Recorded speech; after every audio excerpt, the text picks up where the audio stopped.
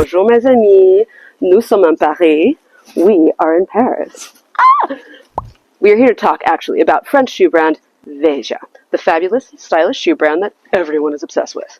It's got a massive celebrity following and apparently fair and sustainable business practices. So we got very curious because we hear crazy things like they don't advertise and they make hundreds of millions in revenue and their shoes are 5 times more expensive to produce than your other big brands.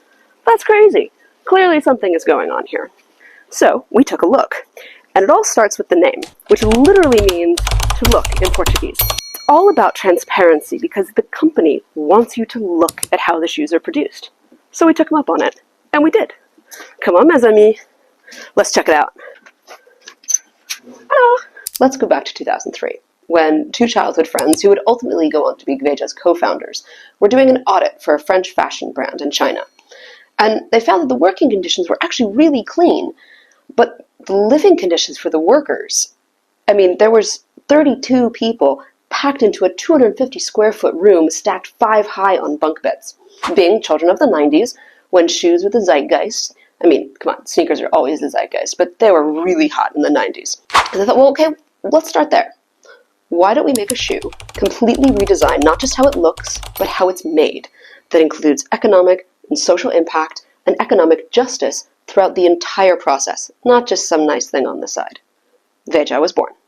Okay, let's talk about the sneaker market.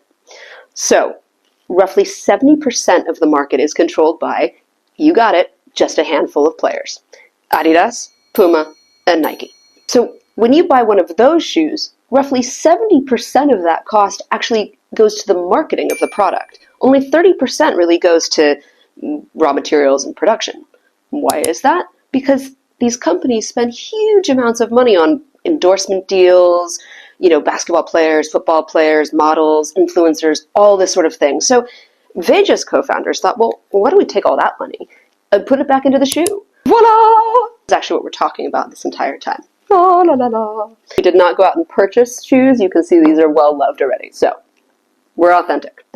Cut that. That is because the second you say we're authentic, everyone knows you're not. Everyone knows. Veja's co-founders thought, well, what if you take all that influencer marketing spend and put it back into the supply chain and create a shoe that you can still offer at a competitive price to consumers? So people thought they were crazy to do this. Yeah, they were wrong. They have almost 300 million in sales, 500 employees, have sold 12 million pairs of shoes in more than 70 countries. And, wait, further, they did this with no outside investors. What? Let me say that one more time. They did this with no outside investors. Okay, maybe you don't believe me. You don't have to take my word for it. You can go to the website, because they actually even mention all the things they didn't get right.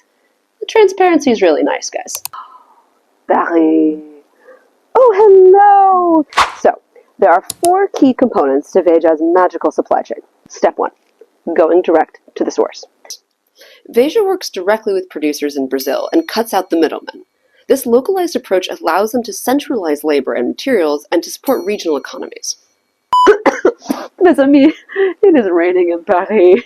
We are managing. But I still really want to talk about step 2, which is fair trade practices.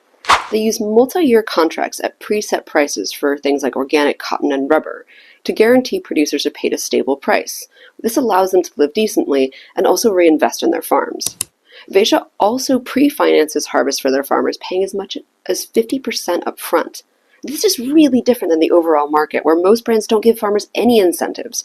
They just want to buy products whenever they want them in that moment. Step 3. Respecting the environment.